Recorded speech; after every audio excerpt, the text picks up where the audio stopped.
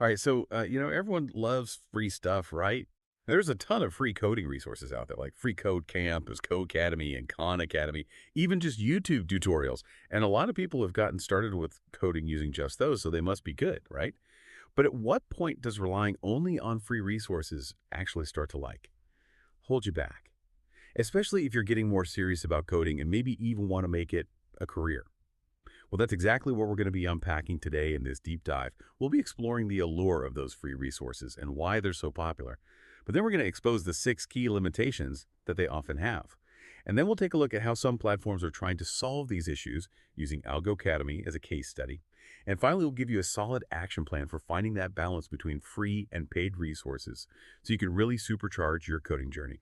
So are you ready to unlock your full coding potential? Let's go. Yeah, free resources are great for getting your feet wet, but I'm sure a lot of you listening have experienced hitting a wall with them at some point, like you're missing something crucial.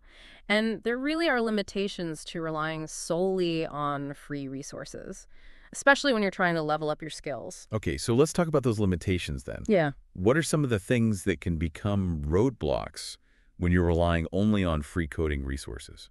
Well, the first thing is just lack of structure. It's kind of like trying to navigate a city without a map. You might stumble upon some interesting sites, but you're very likely to just miss key landmarks. And you're going to waste a lot of time going in circles. Free resources are often really scattered and disjointed, and that makes it tough to know if you're actually covering all these central concepts in a logical order.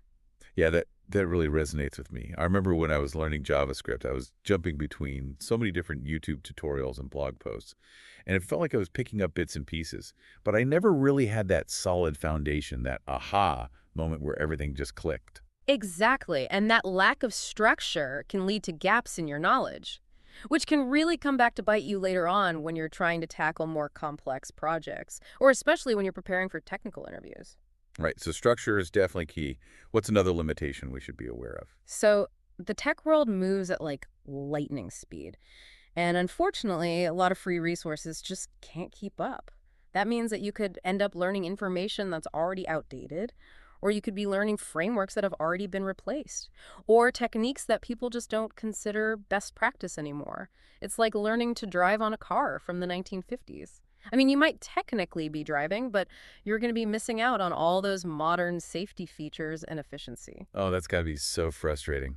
You think you're learning the latest and greatest, and then you're already behind the curve. Exactly. And that can be a real disadvantage when you're trying to build a portfolio or prepare for job interviews because employers want to see that you're up to date on the latest technologies. Okay, so we've got lack of structure and outdated information. What else?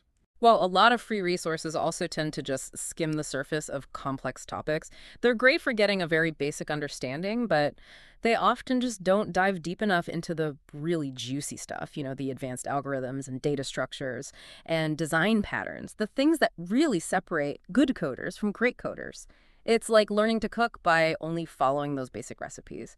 You can make a decent meal, but you'll never be a master chef without really understanding the underlying principles of flavor and texture and technique. So you need to go beyond the surface level if you really want to master the craft. Is this where paid platforms come in? Yeah, exactly. Take Algo Academy, for example. And I know it kind of sounds like I'm doing an ad here, but really just hear me out. I mean, Algo Academy isn't the only one doing this, but it's a good illustration of how some platforms try to address that surface level problem. They offer deep dives into those complex topics that a lot of the free resources just gloss over. So things like dynamic programming and graph traversal and even distributed systems. It can be hard to wrap your head around, Hmm. but it makes you a much more versatile and sought after coder. Okay, so they're tackling that depth issue. But what about personalized feedback? I always struggled with that when I was learning on my own. Yeah, that's another area where a lot of free resources fall short. Imagine trying to learn to play guitar without anyone ever listening to you play or giving you pointers.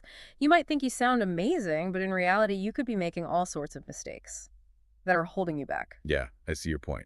You need that external feedback to really refine your skills. Right, and that's why a lot of paid platforms, including Algo Academy, are incorporating these AI-powered feedback systems.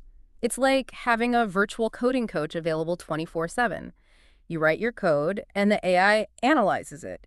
It identifies potential errors, it suggests improvements, it can even adapt to your learning style. Wow, that's incredible. It sounds like something straight out of science fiction. I wish I had that when I was learning to code. Yeah, it's a game changer, especially for those who are learning independently. It really bridges that gap between self-learning and having a dedicated mentor. Okay, so we've talked about structure, up-to-date content, those deep dives, and personalized feedback.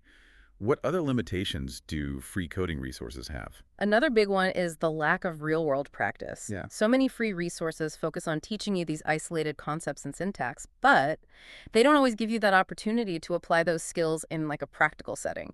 It's like learning all the rules of basketball but never actually playing a game. Yeah, that makes sense. I mean, you can learn all the theory in the world, but it's in the doing, the actual building and problem solving that you really solidify your skills. Exactly. And that's why so many paid platforms are now incorporating those real-world projects into their curricula. For example, Algo Academy has you building things like web applications and mobile apps and even machine learning models. So you're not just writing code in a vacuum, you're understanding how to actually use your skills to create something tangible and valuable. So it's about bridging that gap between theory and practice, getting a taste of what it's really like to work as a developer in the real world. So what's the final limitation we need to be aware of? Well, many free resources also fall short when it comes to preparing you for technical interviews.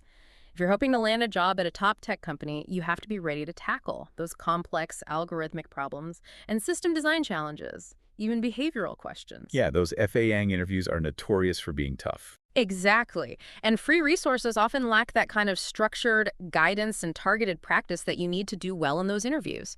And paid platforms like Algo Academy, they often have these dedicated interview prep modules. They cover everything from data structures and algorithms to system design to behavioral questions. They might even offer mock interviews with experienced interviewers to help you refine your approach and build confidence. So it's like having a personal trainer for your coding career.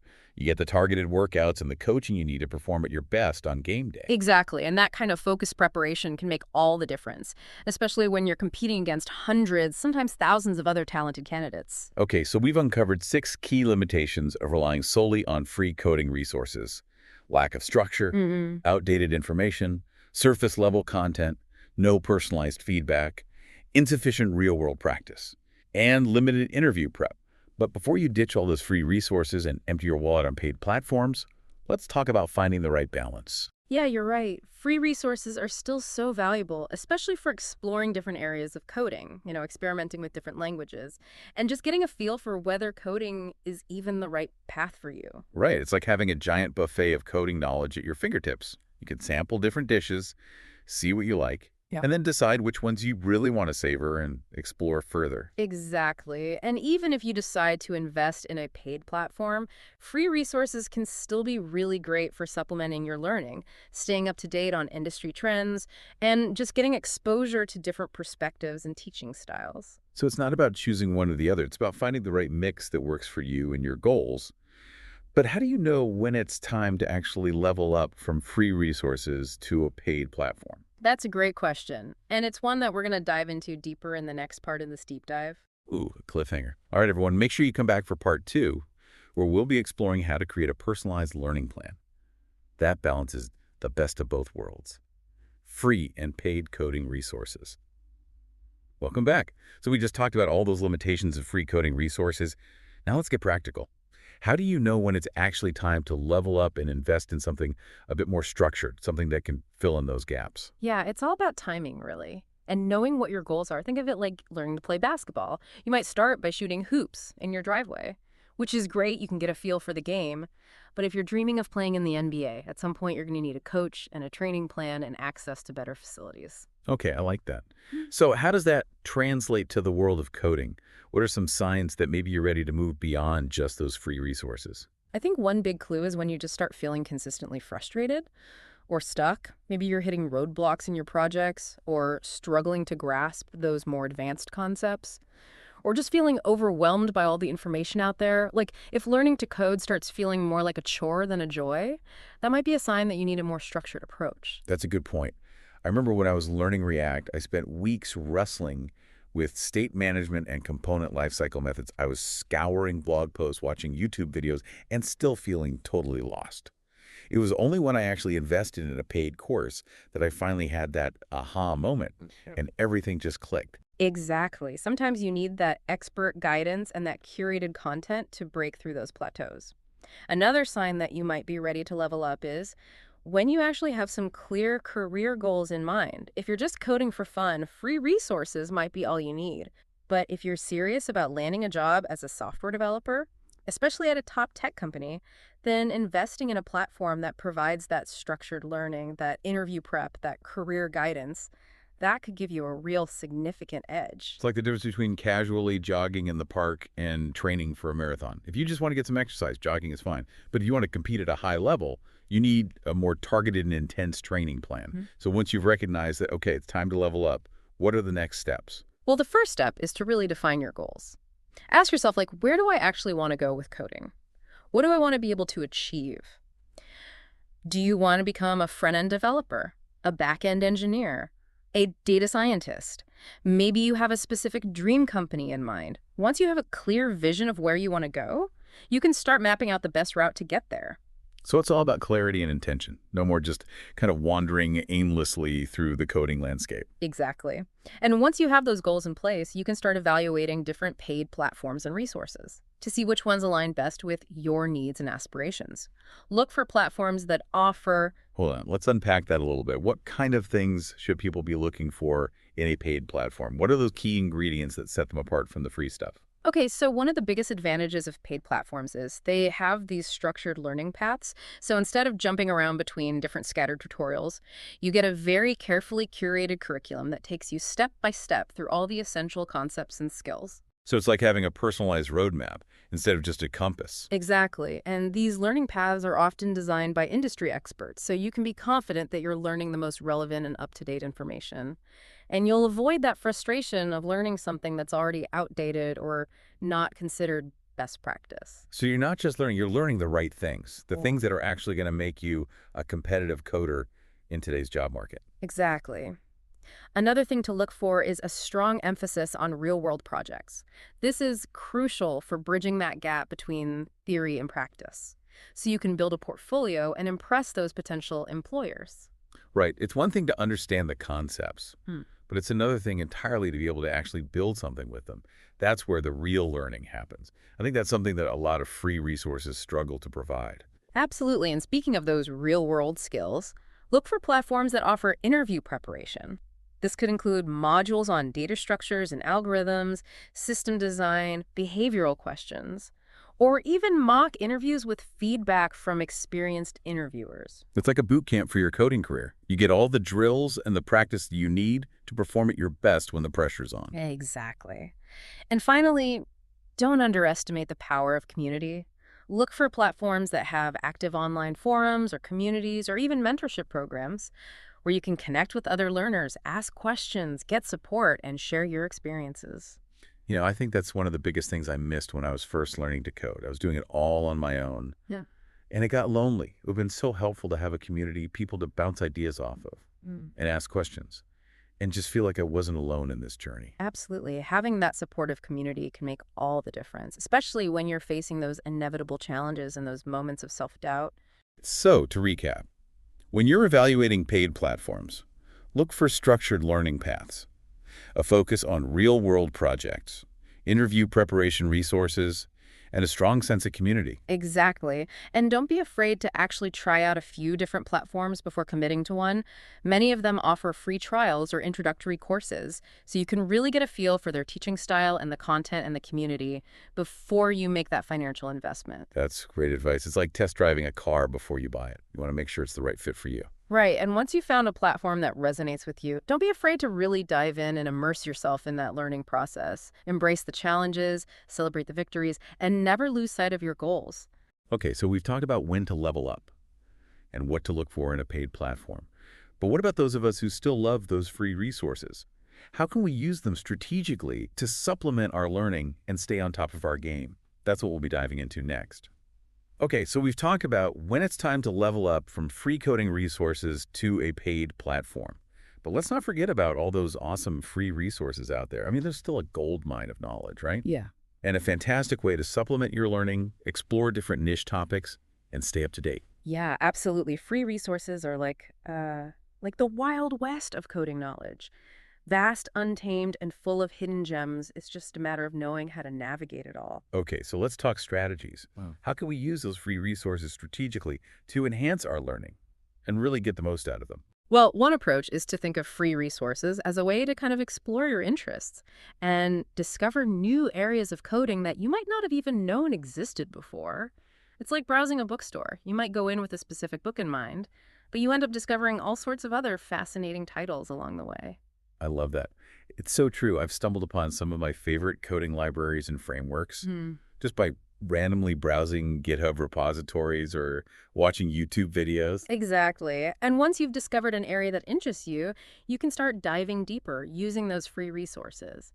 Maybe you find a series of blog posts that explain a specific concept, or a YouTube channel that offers in-depth tutorials on a particular framework. So it's like having a treasure map that leads you to those hidden gems of knowledge. Exactly. And don't forget about online communities too. Places like Stack Overflow and Reddit and Discord, they're full of experienced developers who are often more than happy to answer your questions or provide guidance. Yeah, that's one of the most amazing things about the coding community, I think. That willingness to help each other out. Like we're all in this together trying to navigate this complex world of code. Absolutely. And even if you're not actively seeking out help, just reading through forum discussions or watching live coding streams can expose you to different perspectives and problem solving techniques, even coding styles, Yeah. stuff that you might not have encountered otherwise. So it's like having a virtual mentorship program where you can learn from the collective wisdom of the coding community. Exactly. And another strategic way to use free resources is to stay up to date with those industry trends and emerging technologies. I mean, the tech world moves so fast, it's easy to fall behind if you're not constantly learning. Right? It's like trying to keep up with fashion trends. What's hot one day might be out of style the next. Exactly. And free resources like blogs, podcasts, online communities, they're fantastic for keeping your finger on the pulse of the coding world. You can learn about new frameworks and languages and tools as they emerge. And you can even get a sense of what skills are most in demand. So it's like having a personal news feed for all things coding, keeping you informed and inspired. Exactly.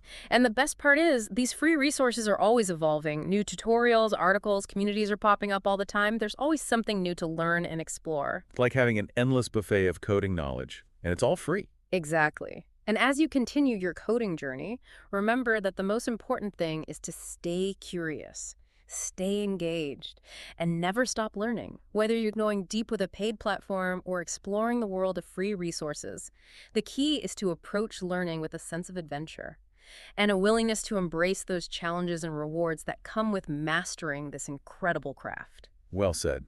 Yeah. So to all you aspiring coders out there, whether you're just starting out or you're already a seasoned pro, remember that learning to code is a journey, not a destination. Embrace the process, experiment, explore, and never stop pushing your boundaries. Yeah, and remember, the coding community is here to support you every step of the way. Keep coding, keep creating, and keep diving deep. Thanks for joining us for this deep dive, everyone. We'll catch you next time.